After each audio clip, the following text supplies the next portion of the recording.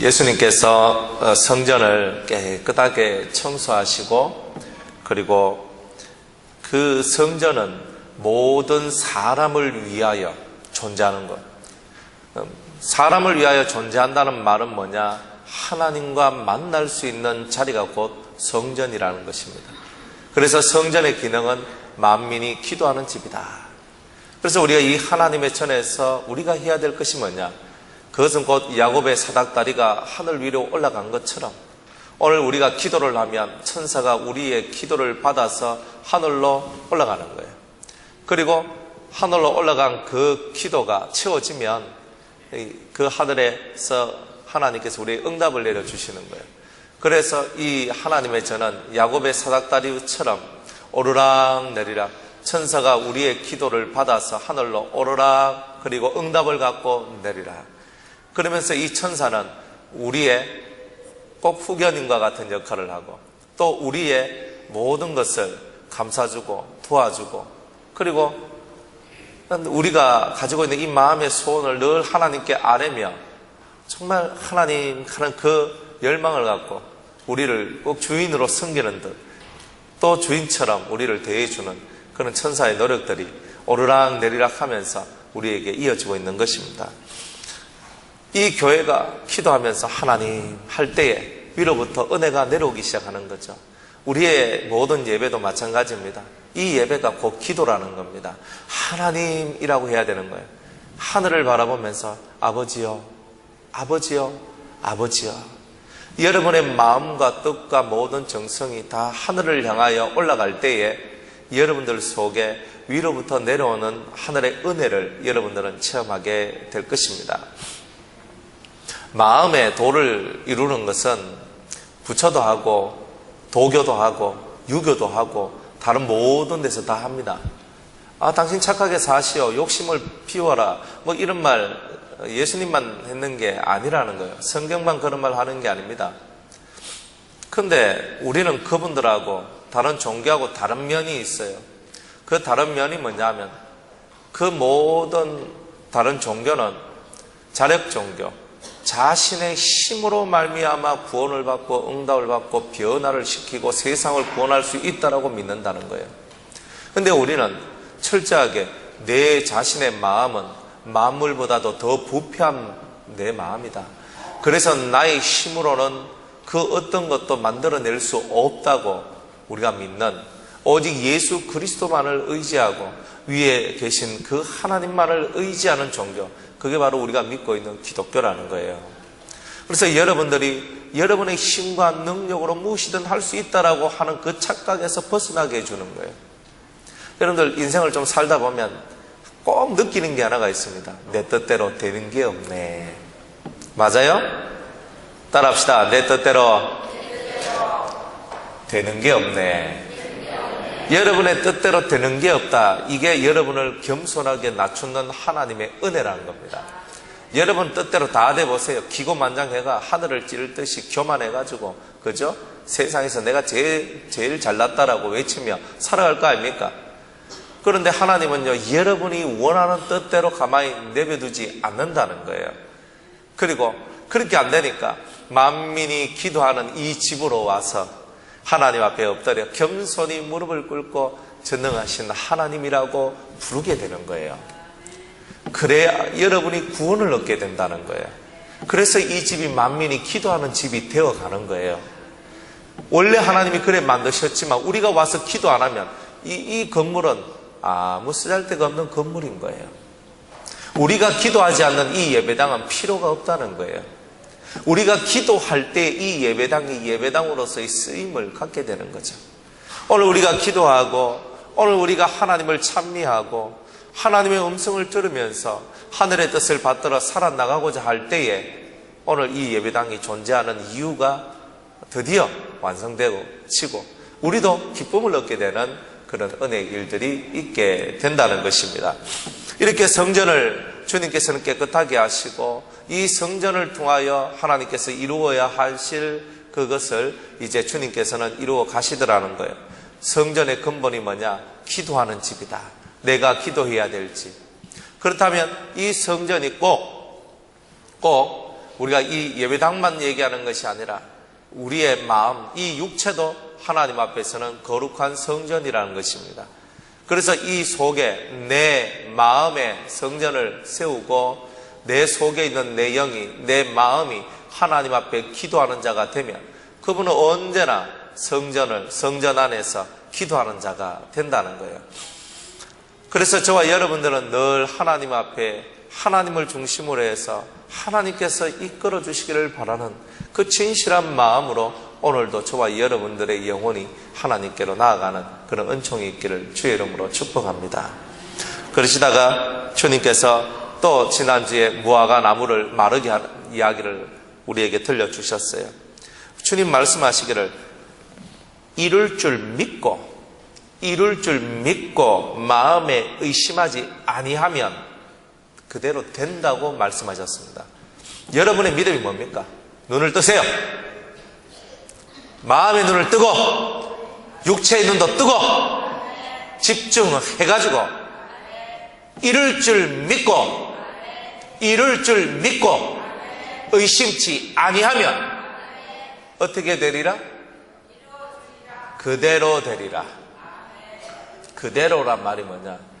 우리가 하나님 앞에 구한 그대로, 우리가 하나님 앞에 구한 그대로 되리라 그랬습니다. 그럼 여러분 마음에 소원이 있어요, 없어요? 없는 사람 손 들어봐요. 없을걸? 여러분 속에 다 마음에 소원이 있을 겁니다.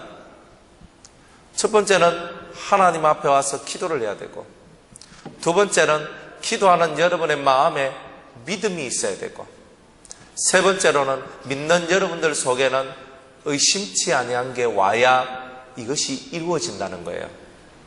여러분이 아무리 기도를 해도 왜 이루어지지 않는가? 여러분의 기도가 적어서 그런 게 아니에요. 문제가 있다는 거예요. 의심하니까. 하나님 성전에 와서 기도는 하는데 문제가 있다는 거예요. 과연 될까? 그러니까 여러분이 과연 될까 하는 그 순간에 여러분이 이제껏 기도했던 모든 것이 깨져버린다는 거예요. 얼마나 안타까워요. 여러분이 힘들어서 노력하고 눈물을 흘리며 정말 피나는 노력으로 하나님 앞에 기도했던 것들이 다 그냥 무의로 아무것도 아닌 양 다 날아가 버리는데, 한번 믿었으면 끝을 봐라 이 말이에요. 예수님을 믿기 시작했으면 그 끝을 보는 자가 되어야 됩니다. 그 끝이 뭐냐? 여러분의 믿음이 내 삶으로 그대로 뭔가 드러날 때, 여러분의 믿음대로 기도했던 것이 그대로 삶으로 드러나서 하나님은 살아계시다는 것이 느껴질 때까지 여러분들은 믿음과 하나님을 향한 이 강구를 쉴 수가 없는 겁니다. 중도 포기하면 차라리 안 한 게 낫다 이 말이죠. 가다가 아이고 내 뭐 할 것 같다. 시작하지 마세요. 시큰 해놔놓고 뼈 빠지게 해놔놓고 얻지도 못할 거 왜 합니까? 열심히 헌금해놔놓고 하나님 받지도 아니할 헌금하면 뭐합니까? 교회 배불리라고 헌금하는 게 아니에요. 여러분이 하나님 앞에 하늘로부터 내려오는 복을 받아야 되기에 여러분이 헌금도 하고 기도도 하고 이것도 하고 저것도 하는데 복을 받지도 못할 짓을 하면서 그냥 자리만 채우고 있고 시간만 떼고 있는 그런 모습이라면, 그렇다면 여러분들은 이 자리에 있어야 될 의미가 없는 겁니다. 이제 여러분이 예수를 믿는다면 확고한 믿음을 갖고 의심치 말고 하나님의 역사가 여러분들 속에 임하는 것을 끝까지 믿어서 살아계신 하나님을 체험하는 저와 여러분이 되기를 주의 이름으로 축복합니다.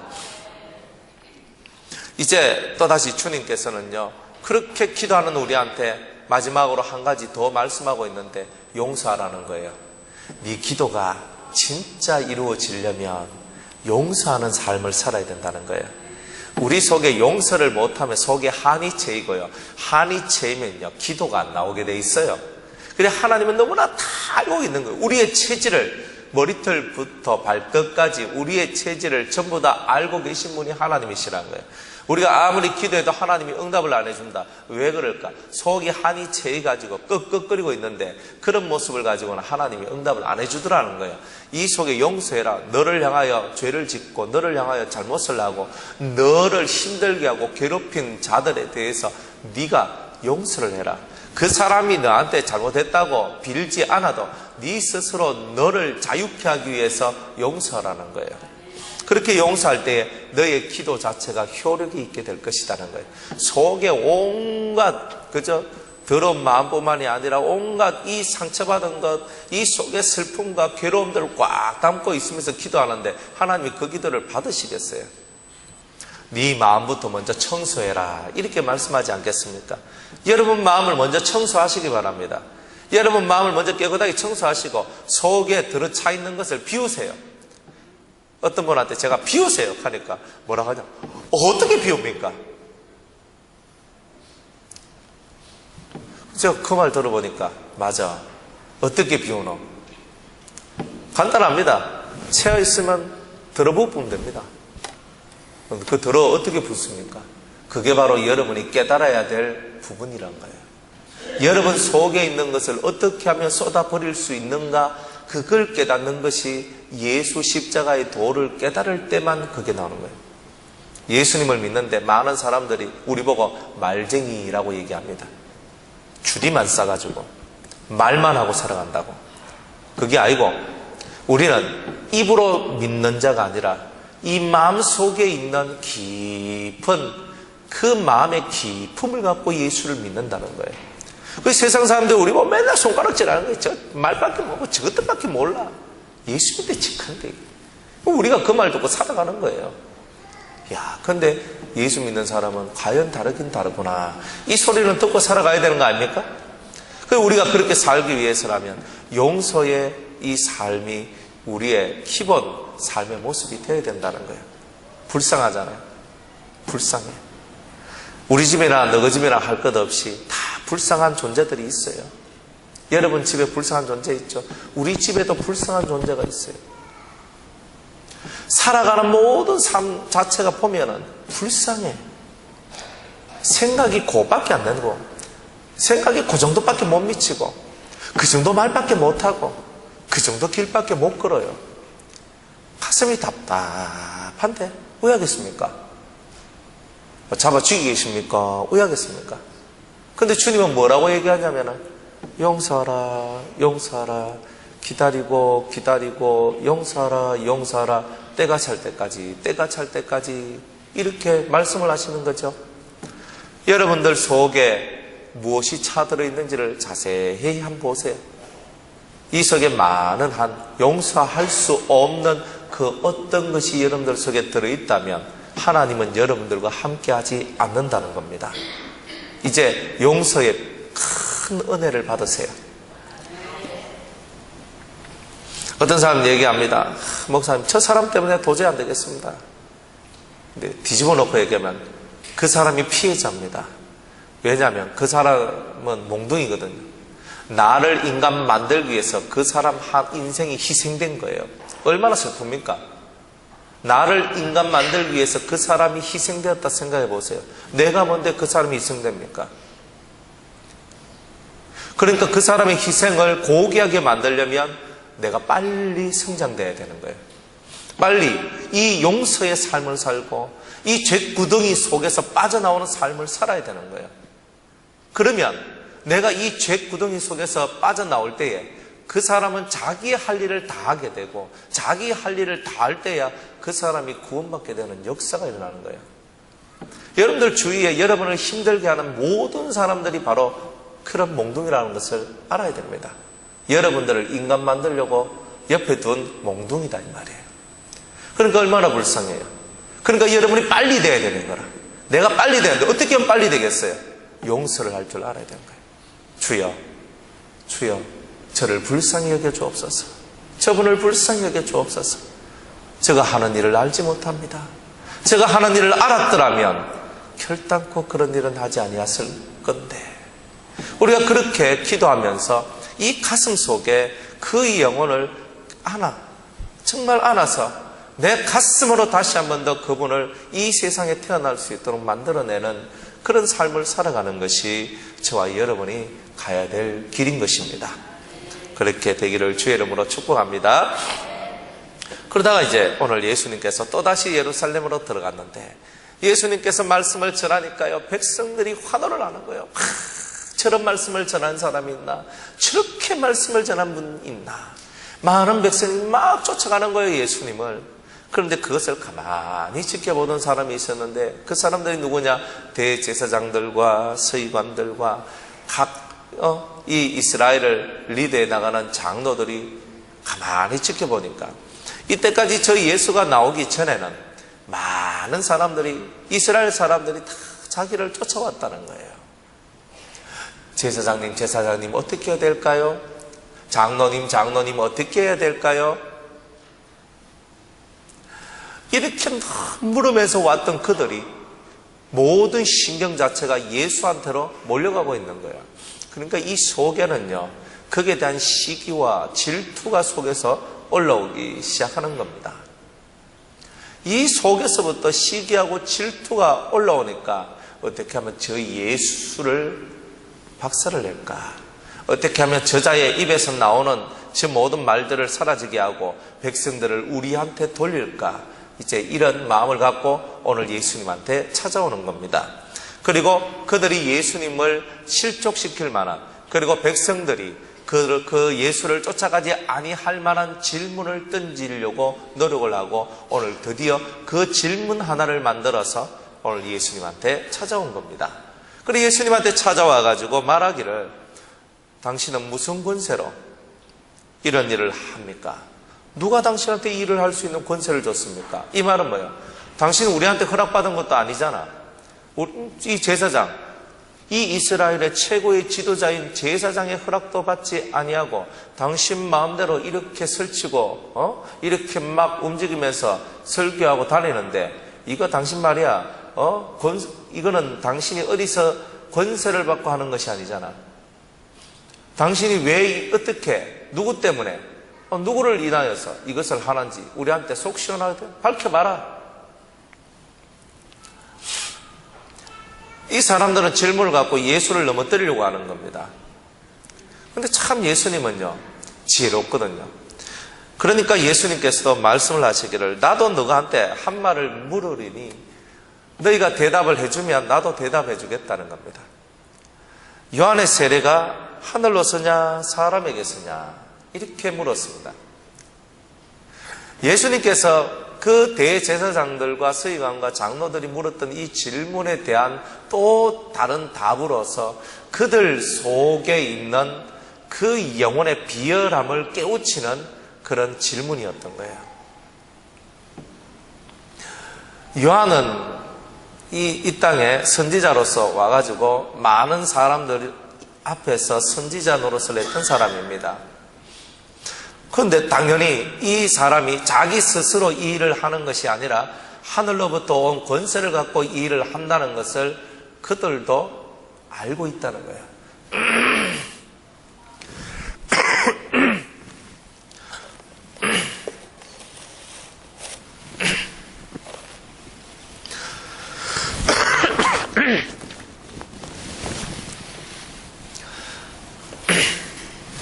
제가 감기에 걸려가지고 목소리도 좀 세게 못하겠어요. 이해하시고, 이 세례 요한이 하늘로부터 온 권세를 갖고 사람한테 세례를 준다는 것을 이 사람이 알고 있다는 거야. 예수님도 다 알고 있는 거예요. 인정 아니할 수가 없는 거예요. 인정을 해야 되는데 할 수도 없고 안 할 수도 없는 오금에 딱 걸려 있는 거예요. 그러니까 이 사람들이 말하기를, 저희들이 의논을 합니다. 만약 하늘로서 왔다 그러면 너가 왜 세례 요한을 믿지 않느냐 이렇게 나오고, 사람에게서 났다 그러면 백성들이 다 이 사람을, 세례 요한을 선지자로 여겼기 때문에 사람에게서 하면 이 백성들이 돌로 이 대제사장, 서기관, 이 장로를 돌로 쳐 죽이는 이런 일들이 나오게 되니까 이 사람들은요, 인정하기도 싫고 안 할 수도 없고, 그러니까 모릅니다 이렇게밖에 얘기할 수 없는, 얘기할 수밖에 없는 바로 그런 실정에 빠졌다는 거예요. 오늘 제가 여러분들에게 말씀을 드리고 싶은 건 뭐냐 하면은, 사람들이 얼마나 비열하냐는 거예요. 그 비열 속에 들어있는 1번 성품이 뭐냐? 따라합시다. 눈치 보기. 오늘 여러분들한테 제가 던지고 싶은 메시지가 뭐냐면 눈치 보는 거에 대해서 얘기 드리고 싶은 거예요. 먼저 오늘 이 대제사장들과 이 종교 지도자들이 하늘을 딱 쳐다보니까 자기들은 하나님의 대리자라고 그러는데 하늘로부터 내려오는 권세를 받지 못했으니까 하늘 눈치가 보이고, 이 땅에서 일하고 있는 사람, 선지자들, 정말 주를 위해서 주님으로부터 큰 은혜를 받아서 일하는 사람을 보니까 속에는 시기하고 질투하는데 저 사람들 아니다라고 얘기하려니까 백성들이 무서워 사람 눈치 보는 눈치쟁이들. 우리가 이 땅을 살면서 얼마나 많은 눈치를 보고 하늘의 눈치를 보고 사람의 눈치를 봅니까? 하늘의 눈치는 내 양심이 말해주고 있는 거예요. 여러분들 신앙생활하면서 눈치 안 봅니까? 하늘의 눈치를 딱 쳐다보면서 내가 하나님 앞에 온전치 못한 나의 모습을 바라보면서 온전한 길도 가지 못하면서 우리는 매일매일 눈치나 보고 살아가고 있는 거예요. 또 사람 눈치는 또 적게 봅니까? 앞에서 설교하고 있는 사람들의 눈치를 안 봅니까? 여러분들이 말하고 있는 영적 지도자라는 사람들의 눈치를 안 봅니까? 눈치 보면서 때로는 간사하게 보이고 때로는 저렇게 살아야 되나 보이고, 눈치 보면서 하는 거예요. 눈치 보면서. 그렇게 안 하면 안 되니까, 그렇게 안 하면 내 요거 돈 벌 것 같으니까 눈치 장렬합니다. 그리고 눈치 보고 이건 해야 되겠네, 눈치 딱 보고 이건 안 해야 되겠네, 눈치 딱 보고 이건 내가 들어가야 되겠네, 눈치 딱 보고 이건 안 해야 되겠네. 여러분들이 왜 그렇게 눈치를 보고 살아가는 겁니까? 그렇게도 당당함이 없습니까? 예수 믿는 당당함이 그렇게도 없습니까? 예수 안에 있는 당당함이 그렇게도 없느냐는 거죠. 뭐 때문에 그렇게 여러분이 사람의 눈치를 봅니까? 뭐 때문에 여러분이 하늘의 눈치를 보고 살아갑니까? 이유가 있다는 거예요. 그것은 여러분들 속에 있는 이 죄의 문제를 해결하지 못했기 때문에 하나님 앞에 서려고 해도 부끄럽고 사람 앞에 서려고 해도 부끄럽고, 그러다 보니까 여러분들 스스로가 무너지는 거예요. 두 번째로는 여러분들 말씀이 온전하지 못하니까 누군가의 말을 들어야 되니까 눈치 보기 시작하는 거예요. 죄의 문제와 말씀으로 온전하지 못하는 이런 상황들이 나오니까 여러분들 스스로가 계속 뭔가에 눈치 보는 거예요. 물론 전혀 눈치도 없는 사람이 되면 안 됩니다. 근데 여러분들이 정말 가져야 될 것을 안 가지고 있기 때문에 늘 하나님과 사람 사이에서 갈등하고 있는 바로 그런 우리가 되더라는 거죠. 하나님과 사람 사이 속에서 계속 갈등하고 있는 거예요. 눈치 보면서 하나님을 쳐다보려니 그렇고 사람을 따라가려니 그렇고, 하나님과 사람 사이에서 계속 갈등하는 거예요. 하나님을 쫓아가려니 사람이 걸리고 사람을 쫓아가려니 하늘이 걸리고 뭐 해야 되겠나 맵다 모르겠다 하면서 퍼져버린 거예요. 그렇게 사는 것이 행복하냐는 거죠. 예수님께서 지금 이 사람들한테 질문을 던지는 것은 생각 좀 해보라는 거예요. 생각 좀 해보라는 거예요. 너가 언제까지 이렇게 너가 자신만 생각하고 살아왔냐? 네 편안함과 네 자신만 생각하고 있으니까 맨날 눈치 보고 하나님 쳐다보고 양심 찔리고 사람 쳐다보고 마음 찔리고 계속 하나님과 사람 사이에서 그렇게 고통하고 있는 거 아니에요? 너 안에 당당함이 있나? 당당함이. 어떤 사람 앞에 딱 섰을 때 당당하게 뭔 말을 할 수 있는 힘이 있느냐? 어떤 사람 앞에 서서도 담대하게 말할 수 있는 그런 모습이 너한테는 있느냐는 거예요. 없다면 우리 신앙생활 잘못하고 있는 거예요. 여러분이 하고 있는 삶, 하고 있는 말, 하고 있는 모든 행동에 대해서 당당함이 있어야 돼요. 누구 앞에서도 부끄러움이 없도록 여러분 자신을 만들어야 되는 거예요. 그게 안 되면 눈치 보기 시작하는 거예요. 눈치에 눌리비 버리면 아무것도 못해요.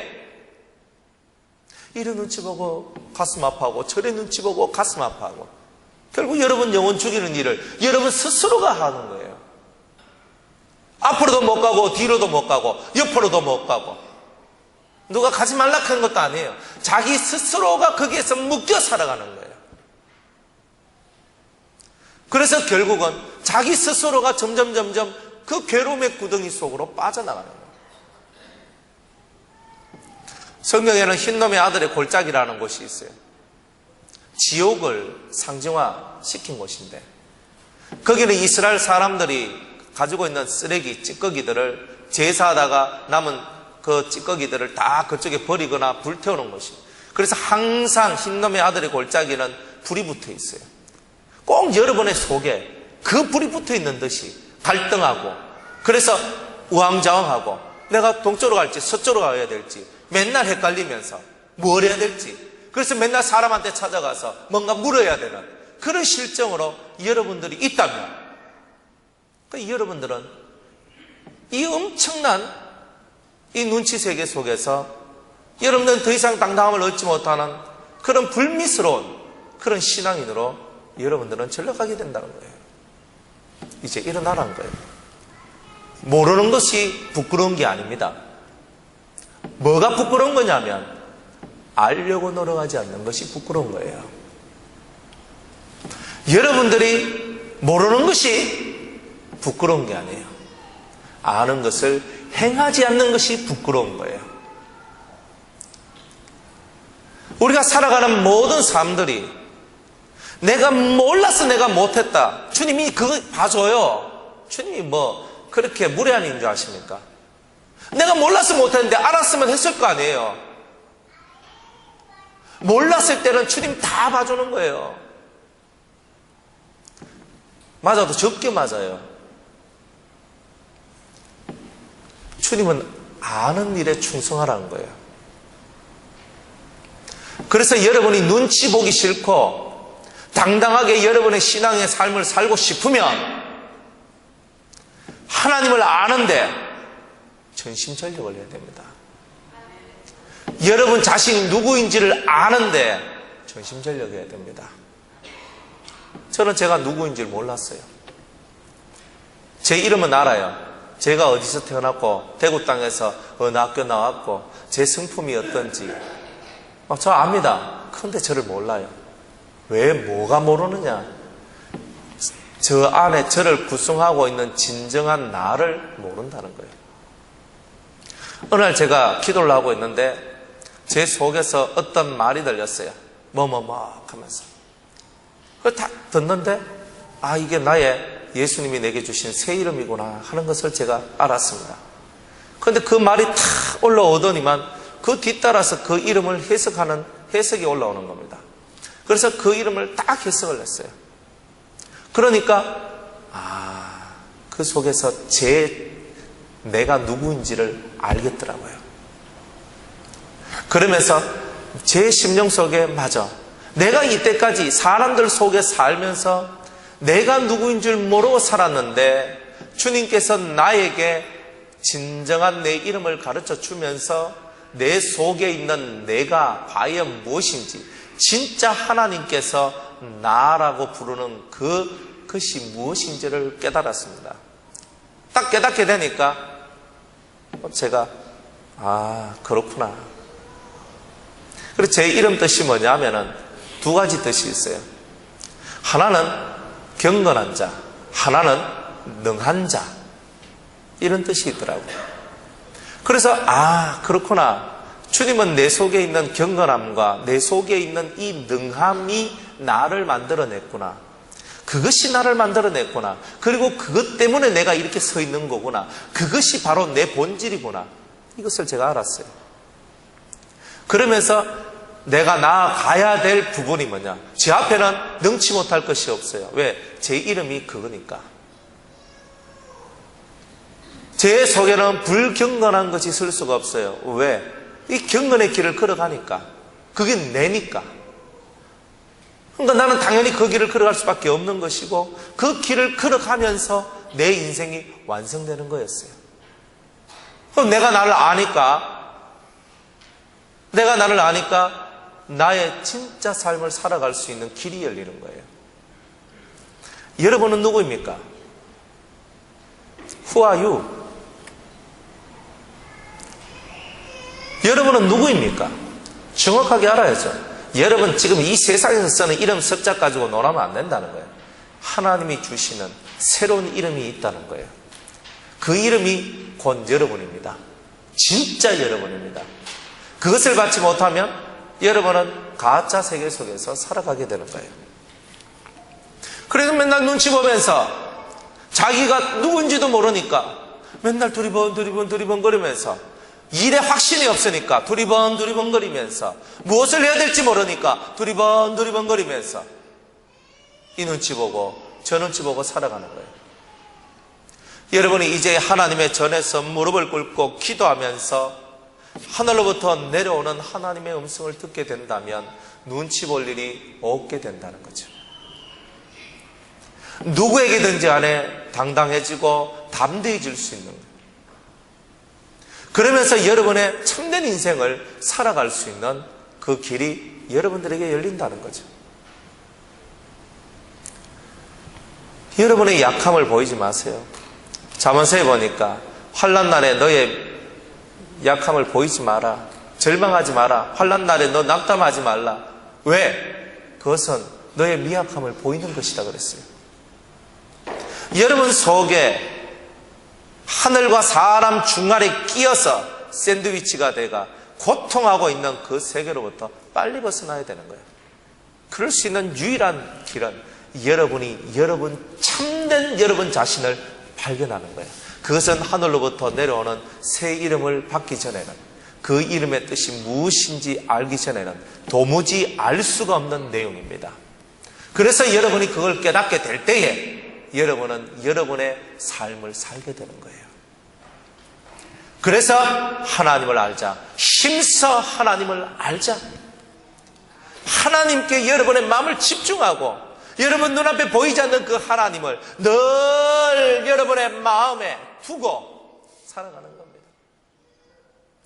어떤 사람들 말합니다. 목사님 전하신 그 말씀대로 살려니까 너무 힘들어요. 못하겠어요. 어떻게 그리 삽니까? 그렇게 얘기를 해요. 그래서 제가 신명기 30장에 있는 말씀을 들려드립니다. 하나님의 말씀이 네 마음에 가까이 있고 네 입에 가까이 있은즉 네가 이를 행할 수 있느니라. 말씀이 내 눈에서 떨어지면 행할 수 있는 게 없다는 거예요. 하나님의 말씀이 내 마음에서 떨어지면 할 수 있는 게 없는 거예요. 그래서 이 성경을 여러분들을 목숨을 걸고 읽고 묵상하고 이 성경을 읽어야 되는 거예요. 신학교 학생들한테 물어봐요. 이 성경 몇 번 읽었냐 물어보니, 자, 10번 이상 읽은 사람 한 명도 손 드는 사람이 없는 거예요. 5번 해도 한 명도 없어요.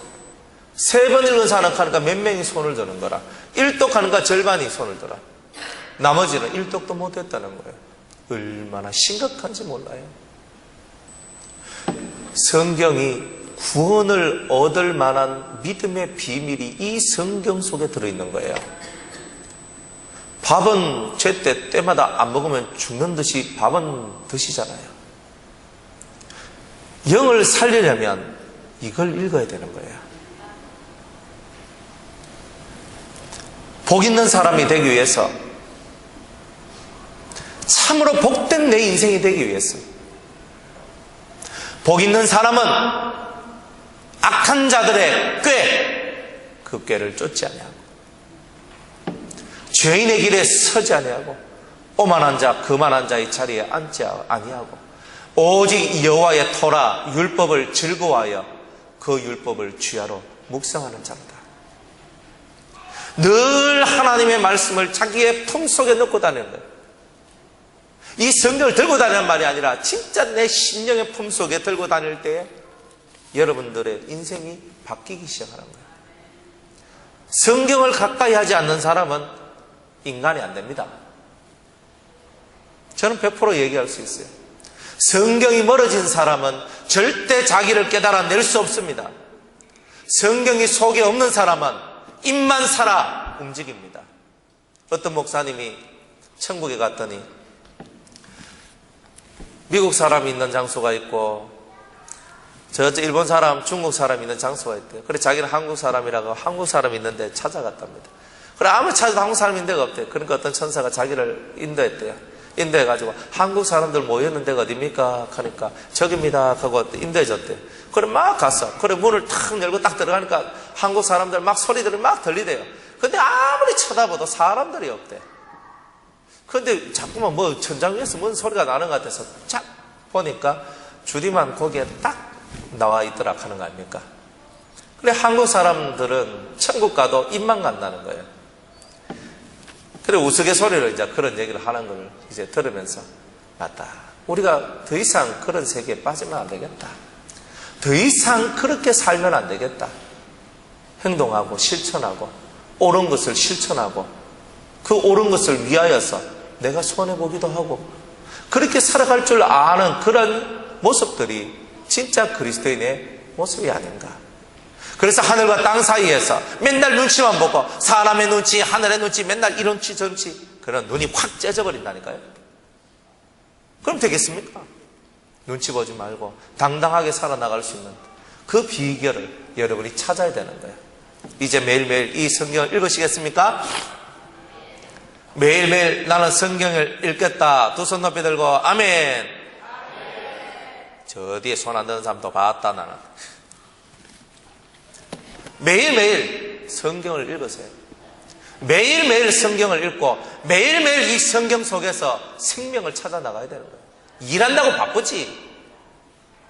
일하는 것보다 더 바쁜 게 뭐냐? 생명을 유지하는 거예요. 오늘 건강하다고 뭐 건강한 줄 아십니까?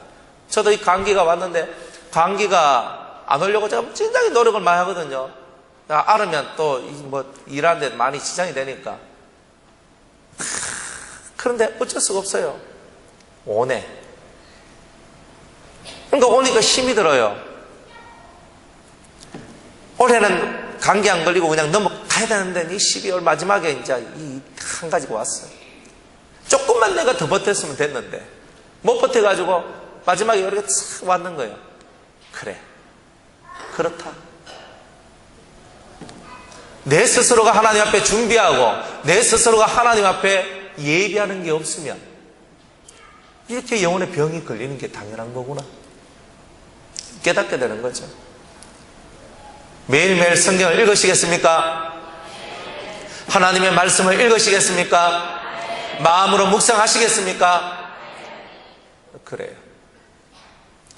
성경 읽다가 깨달은 게 있으면 저한테 문자를 보냈어요. 목사님 제가 성경 읽다가 이래 깨달았습니다. 그저 하면서 보내세요. 성도의 교제가 뭡니까? 그런 게 있어야 교제지. 서로가 깨닫고 서로가 통용하고 사랑하며 살아가는 게 경건한 주님의 나라의 세계라는 겁니다. 이제 말씀을 맺습니다.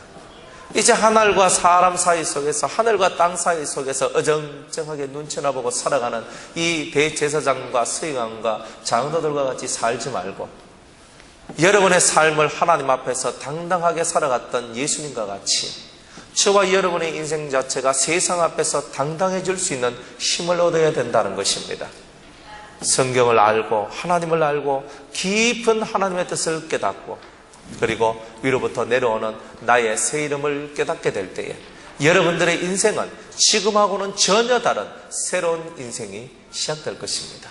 그러한 저와 여러분이 되시기를 주의 이름으로 축복합니다. 기도하겠습니다. 세상 속에서 눈치만 보고 할 일 하지 못하며 살아나가는 우리가 되지 말게 하옵시고 이제 하나님 앞에서 당당히 정말 예수 그리스도의 이름으로 당당히 이 세상에서의 삶을 어깨 피고 살아나갈 수 있는 우리 모두가 되게 하여 주시옵소서. 예수님의 이름으로 기도드리옵나이다. 아멘. 찬송가 102장 찬송하시면서 준비하신 예물을 하나님 앞에 드리시겠습니다.